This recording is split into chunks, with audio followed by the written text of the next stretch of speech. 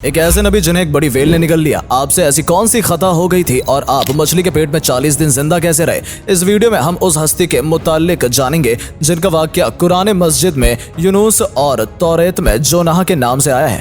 तारीख में आसुरी कौम एक अजीम और ताकतवर कौम की हैसियत से जानी जाती है जिसका दारुल हुकूमत अशूर था। अशूरी दरअसल बनी इसराइल के नस्ल से ताल्लुक रखते थे जो बख्तियार के हमले के बाद गुलाम बनाकर बाबिल और इराक लाए गए थे। उस जमाने में दरियाई दजला के किनारे नेवा नामी एक छोटी सी बस्ती थी। अशूर के किसी बादशाह ने एक देवता के नाम पर नेनुआ में एक मंदिर बनवाया। रफ्ता रफ्ता दूसरी बादशाहों ने भी मंदिर और इमारतें बनाना शुरू कर दी और एक दौर ऐसा आया कि ये छोटा सा इलाका सल्तनत अशशूरिया के अजीमोशान दारुल सल्तनत में तब्दील हो गया। नेनुआ शहर के बीचों बीच मंदिर और शाही महल थे जहां से अशशूरियों का बादशाह पूरे सल्तनत पर हुकूमत करता था और ऊंचे तख्ते पर बैठकर बाजारों, गलियों और तफरी गाहों का नजारा किया करता था।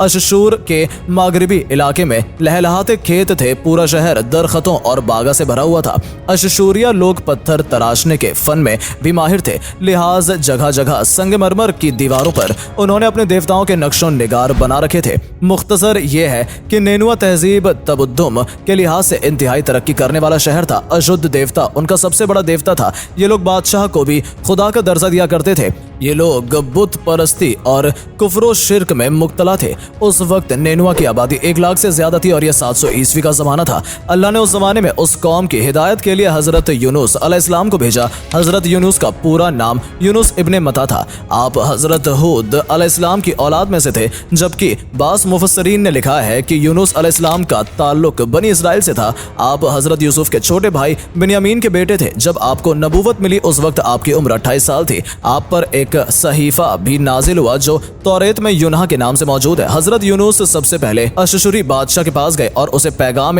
हक सुनाया। उसे खुदाई के झूठे दावे से तौबा करने का हुक्म दिया और एक अल्लाह की इबादत की तरफ बुलाया। यूनुस अलैहिस्सलाम ने उससे उन इजरायली कैदियों को आजाद करने का भी हुक्म दिया जिसे उसने कैद कर रखा था। नैनुआ का बादशाह आपकी बातें सुनकर गज़बनाक हो गया और आपकी जान का दुश्मन बन गया। लिहाजा आप अलैहिस्सलाम ने नैनुआ के आवाब के पास गए और उन्हें तौहीद की दावत दी। उन्हें शिर्क और बुतपरस्ती और दूसरी बुराइयों से तौबा करने को कहा, मगर अहले नेनुआ ने ईमान लाने से इनकार कर दिया और अल्लाह के रसूल को झुटला दिया। यूनुस अलैहिस्सलाम मुसलसल इस कोशिश में रहे कि उनकी कौम के लोग सही रास्ते पर आ जाएं। आपने उन्हें बहुत समझाया और दावत के काम को जारी रखा। देखते देखते 40 साल का अरसा गुजर गया, लेकिन ये कौम हजरत यूनुस का इनकार करती रही और शिर्क पर डटे रहे। साथ ही हजरत यूनुस को धमकियां भी दी गई।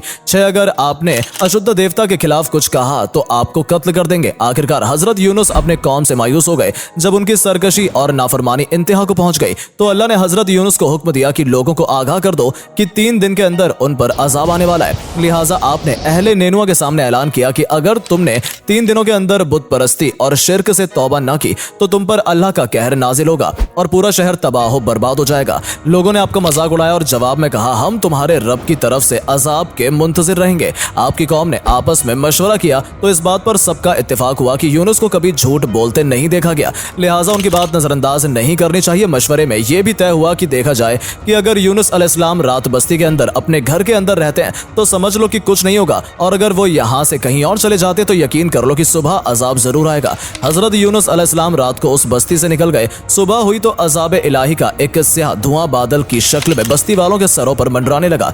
जब वो उनके करीब होने लगा तो उन लोगों को यकीन हो गया कि अब वो सब हलाक होने वाले हैं। दरअसल हजरत यूनुस अलैहिस्सलाम अपनी कौम से नाराज होकर चले गए थे, मगर उन्हें वहां से निकलने का हुक्म नहीं दिया गया था। वो अजाब की इत्तला देने के बाद अल्लाह की इजाजत के बगैर अपना इलाका छोड़ गए थे।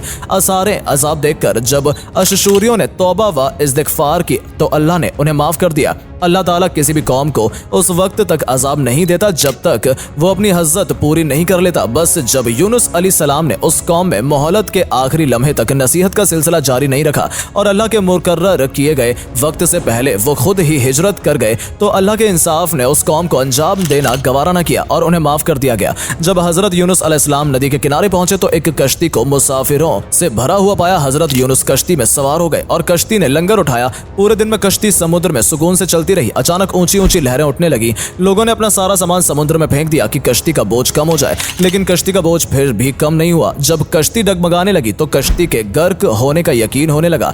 अहले कश्ती ने अपने अकीदे के मुताबिक कहा कि ऐसा मालूम होता है कि इस कश्ती में कोई गुलाम अपनी आका से भागा हुआ है। जब तक उसको इस कश्ती से अलग न किया जाए निजात मुश्किल है। यूनुस अलैहिस्सलाम ने सुना तो उनको तंबी हुआ कि अल्लाह को मेरा नैनुआ से वहीं का इंतजार किए बगैर इस तरह चले आना पसंद ना आया और ये मेरी आजमाइश के आसार हैं। ये सोचकर उन्होंने अहले कश्ती से फरमाया कि मैं ही वो गुलाम हूँ जो अपने आका से भागा हुआ हूँ। तब मजबूर होकर उन्होंने हजरत जुलूस को दरिया में डाल दिया। उस वक्त अल्लाह ने एक बड़ी मछली को हुक्म दिया कि उन्हें निगल लो, ये तुम्हारी गजा नहीं है, इसलिए उनके जिस्म पर कोई तकलीफ नहीं होनी चाहिए। मछली ने हजरत यूनुस को अपने पेट में निगल लिया। यूनुस अलैहिस्सलाम ने जब मछली के पेट में खुद को जिंदा पाया तो बारगाह इलाही में अपनी निर्दामत का इजहार किया कि मैं वही इलाही का इंतजार किए बगैर और अल्लाह से इजाजत लिए बगैर उम्मत से नाराज होकर नैनुआ से निकल आया। हजरत यूनुस ने मछली के पेट में अल्लाह का पुकारा और उन पर 3 अंधेरे इकट्ठे हो गए थे, रात का अंधेरा, मछली के पेट का अंधेरा और समुद्र का अंधेरा। आपने उनका अंधेरे में ये कलमात कहे, अल्लाह तेरे सिवा कोई माबूद नहीं,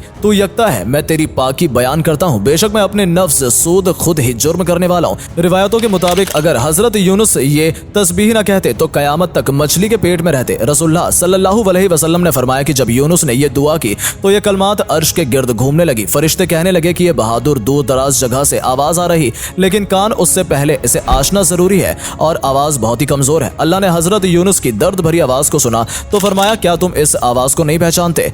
उन्होंने कहा, नहीं। फरमाया, ये मेरे बंदे यूनुस की आवाज है। फरिश्ते ने कहा कि ये वही यूनुस है जिसकी पाक अमल कपूर शुदा हर रोज तेरी तरफ चढ़ते थे। ए अल्लाह, मुसीबत के वक्त पर उस पर रहम कर। तो उस वक्त अल्लाह ने मछली को हुक्म दिया कि वो आपको बगैर किसी तकलीफ के समुद्र के किनारे उगल दे। रिवायतों के मुताबिक यूनुस अलैहिस्सलाम 40 दिन तक उस मछली के पेट में रहे और उसके बाद अल्लाह के हुक्म से उस मछली ने आपको समुद्र के किनारे उगल दिया। मछली के पेट में रहने की वजह से आपका जिस्म ऐसा हो गया था जैसे कि परिंदा का पैदा शुदा बच्चा जिसका जिस्म नरम होता है और जिस्म पर बाल तक नहीं थे। गर्ज हजरत यूनुस बहुत ही कमजोर और गंदी हालत में खुश्की पर डाल दिए गए थे। इसके बाद अल्लाह ने समुद्र के किनारे पर एक बेलदार दरख्त उगाया। रिवायतों के मुताबिक वो कद्दू का पौधा था जिसके जरिए हजरत यूनुस अलैहिस्सलाम पर साया हो गया। इसके अलावा अल्लाह ने एक जंगली बकरी भेजी जो जमीन की घास और जड़ी बूटियां खाती थी और सुबह व शाम आपको दूध पिलाती थी, यहाँ तक कि आप दुरुस्त हो गए। हजरत यूनुस दरख्त के उस साए में झोपड़ी बनाकर रहने लगे। यूनुस अलैहिस्सलाम की कौमें उन्हें तलाश करती हुई एक दिन उस साहिल के किनारे पहुंच गई और उन्होंने आपको देख लिया। उन्होंने आपके हाथ पर इस्लाम की बात कर ली और साथ ही अल्लाह से तौबा व इस्तिगफार करने लगे। यूनुस अलैहिस्सलाम वापस नैनुआ चले गए और वहां रहकर अपनी कौम की रहनुमाई फरमाई। हजरत यूनुस की जिंदगी नैनुआ ही में गुजरी और वहीं आपका इंतकाल हुआ।